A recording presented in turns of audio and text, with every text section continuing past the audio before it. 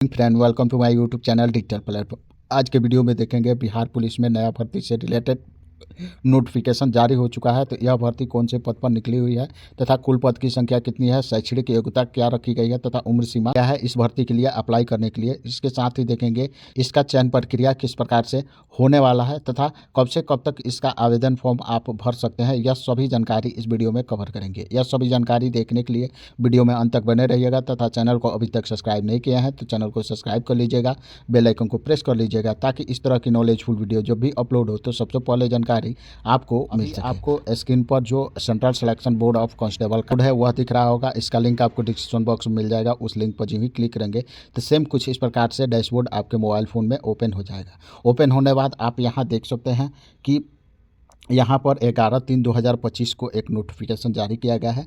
इस नोटिफिकेशन वाले लिंक पर क्लिक करेंगे, नोटिफिकेशन डाउनलोड होकर कुछ इस प्रकार से ओपन हो जाता है। ऊपर में देख सकते हैं केंद्रीय चयन पर्षद सिपाही भर्ती के लिए यह नोटिफिकेशन जारी किया गया है। यहाँ से विज्ञापन संख्या देख सकते हैं कि 1/25 है। फिर यहाँ से देख सकते हैं कि बिहार पुलिस एवं बिहार विशेष सशस्त्र पुलिस में सिपाही के पदों पर भर्ती के लिए यह नोटिफिकेशन जारी किया गया है और इसके लिए अप्लाई करने की जो तिथि है वह 18 मार्च 2025 से 18 अप्रैल 2025 तक इसका आवेदन फॉर्म भरा जाएगा। यानी पूरा 1 महीना आपको इसका आवेदन फॉर्म भरने के लिए टाइम मिलने वाला है। फिर पद का नाम यहाँ से देख सकते हैं कि सिपाही के पद पर यह भर्ती निकाली गई है। और फिर यहाँ आएंगे तो देख सकते हैं कि इसके पद पर आपका चयन होता है तो जो इसका वेतनमान लेवल है वह लेवल 3 का रहने वाला है। यानी 21,700 से 69,100 के बीच आपकी सैलरी मिलने वाली है। टोटल पद की संख्या देख सकते हैं कि 19,838 पदों पर यह भर्ती निकली हुई है। और इसका आरक्षण कोटिवार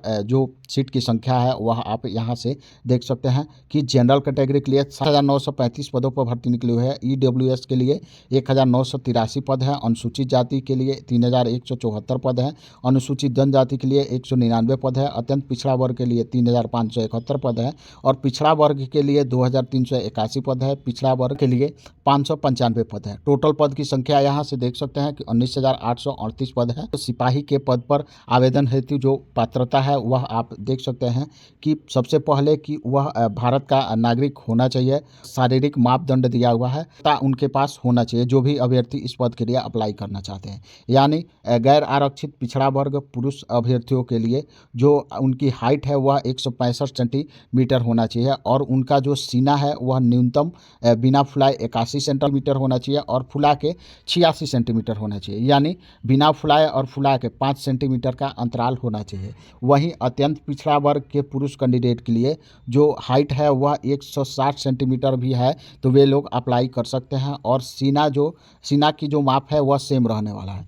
वहीं अनुसूचित जाति अनुसूचित जनजाति के पुरुष अभ्यर्थियों के लिए जो हाइट है वह 160 सेंटीमीटर है तो वे लोग अप्लाई कर सकते हैं और सीना की जो माप है वह 79 सेंटीमीटर बिना फुलाए और 84 सेंटीमीटर फुला के होना चाहिए।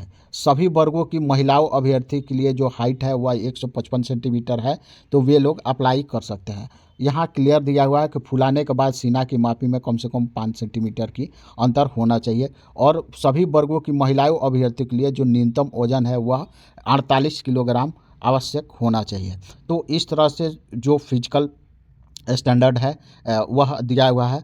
और फिर नीचे में आएंगे तो देख सकते हैं कि जो भी अभ्यर्थी शारीरिक मापदंड यह सभी पूरा करता है फिर उनका जो शैक्षणिक योग्यता है सिपाही के पद के लिए वह इंटरमीडिएट पास है। राज्य सरकार द्वारा मान्यता प्राप्त अन्य समक्ष शैक्षणिक अर्हता उनके पास इंटरमीडिएट लेवल की है तो वे अप्लाई कर सकते हैं। उम्र सीमा की जानकारी देख सकते हैं कि अभ्यर्थियों की उम्र सीमा की गणना अथवा समकक्ष परीक्षा के प्रमाण पत्रों में अंकित जन्म तिथि के आधार पर की जाएगी। कट ऑफ तिथि के अनुसार अभ्यर्थियों की उम्र सीमा आरक्षण कोटिवार रहने वाला है। यानी गैर आरक्षित कोटि के लिए जनरल के लिए न्यूनतम 18 वर्ष उम्र सीमा है और अधिकतम 25 वर्ष है। पिछड़ा वर्ग अत्यंत पिछड़ा वर्ग पुरुष के लिए अधिकतम जो उम्र सीमा है वह न्यूनतम जो उम्र सीमा है वह 18 वर्ष है, अधिकतम 27 वर्ष है। पिछड़ा वर्ग एवं अत्यंत पिछड़ा वर्ग कोटि की महिलाओं के लिए अधिकतम उम्र सीमा में 3 वर्षों का शिथिलीकरण दिया गया है। यानी न्यूनतम 18 वर्ष और अधिकतम 28 वर्ष। उसी प्रकार से अनुसूचित जाति अनुसूचित जनजाति के पुरुष एवं महिला तथा ट्रांसजेंडर की जो न्यूनतम उम्र सीमा है वह 18 वर्ष है और अधिकतम उम्र सीमा 30 वर्ष है। तो इस तरह से जो उम्र सीमा की गणना है वह आप देख सकते हैं। और फिर नीचे में आएंगे तो जो भी आरक्षण कोटि रिलेटेड जानकारी है वह यहाँ पर दिया हुआ है, और चयन प्रक्रिया किस प्रकार से होने वाला है वह आप यहाँ से देख सकते हैं कि चयन प्रक्रिया के लिए परीक्षा संरचना जिला पुलिस बिहार विशेष सशस्त्र बल की रिक्तियों के लिए चयन भर्ती प्रक्रिया एक साथ होगी। अभ्यर्थी आवेदन में अपनी प्राथमिकता अंकित करेंगे। नियुक्ति हेतु चयनित होने पर मेगा क्रमानुसार इनके द्वारा की गई प्राथमिकता पर परिषद द्वारा विचार किया जाएगा।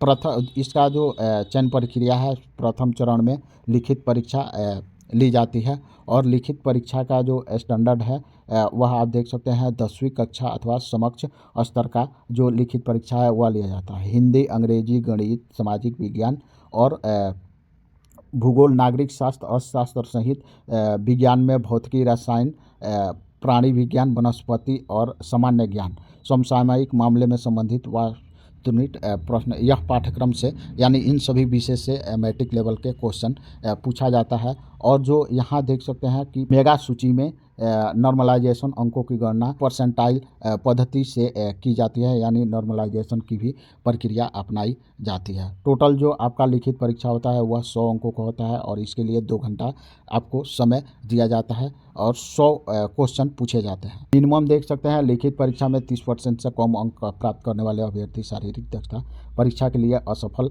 घोषित किए जाते हैं। और यहाँ पर जो लिखित परीक्षा का जो रिजल्ट है वह जितना भर्ती है उसके 5 गुना बनाया जाता है। फिर इसके बाद द्वितीय चरण जो होता है वह शारीरिक दक्षता परीक्षा का होता है। इसमें आप देख सकते हैं कि दौड़, ऊंची कूद और गोला फेंक, यह 3 चीज़ें आपको पास करना होता है। शारीरिक दक्षता परीक्षा के कुल 100 अंक इसके भी दिए जाते हैं। यहाँ देख सकते हैं कि किस फिजिकल एफिशिएंसी में आपको कितना नंबर दिया जाता है।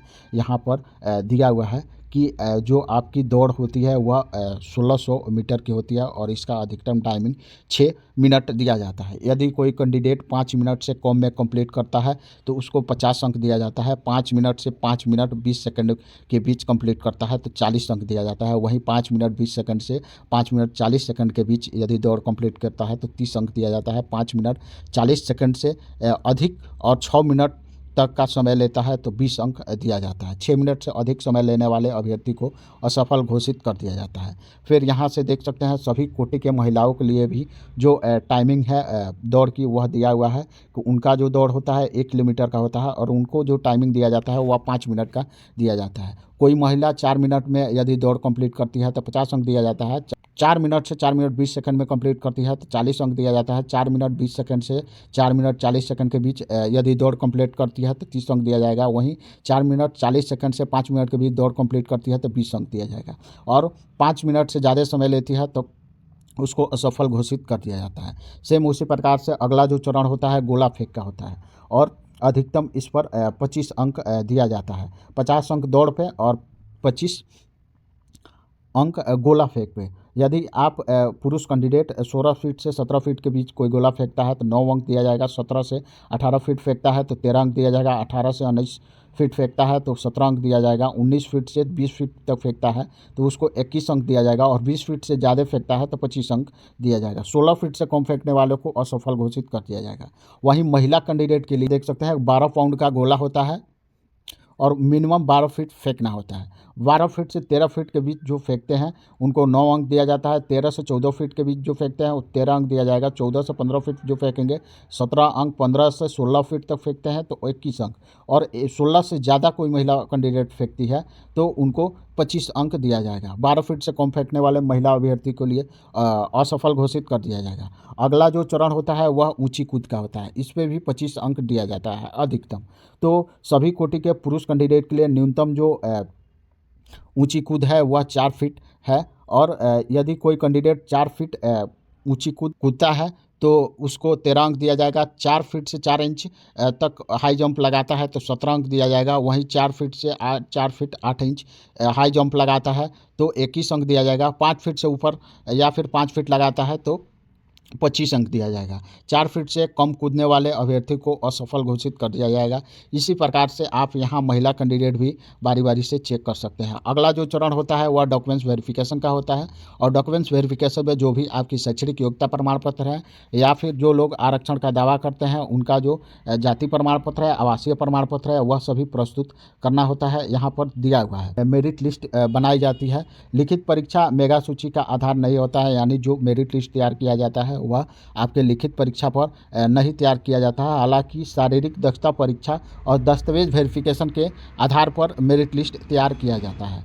यहाँ क्लियर रूप से दिया हुआ है, यानी पुरानी ही प्रक्रिया से इस बार भी भर्ती होने वाला है। और यहाँ से आएंगे तो जो इसका आवेदन शुल्क है वह देखने को मिल जाएगा कि किस कैटेगरी के लिए कितना आवेदन शुल्क रखा गया। अनुसूचित जाति, अनुसूचित जनजाति आरक्षण के अभ्यर्थियों के लिए 180 रुपया आवेदन शुल्क रखा गया है। वहीं से सभी कोटि के अभ्यर्थियों के लिए 675 रुपया आवेदन शुल्क रखा गया है। ताकि जो गणना है वह न्यूनतम या फिर अधिकतम 1/8/2025 तक की जाएगी, यानी सीमा की गणना की जाएगी या फिर जो भी सर्टिफिकेट है यही डेट तक मान्य होना चाहिए। यह इस तरह से यह सभी जानकारी यहाँ पर दिया हुआ है। यह नोटिफिकेशन आपको टेलीग्राम चैनल पर देखने को मिल जाएगा, तो आप खुद से भी डाउनलोड करके चेकआउट कर सकते हैं। टेलीग्राम चैनल का लिंक आपको डिस्क्रिप्शन बॉक्स में मिल जाएगा। मिलते हैं किसी नए अपडेट के साथ। जय हिंद।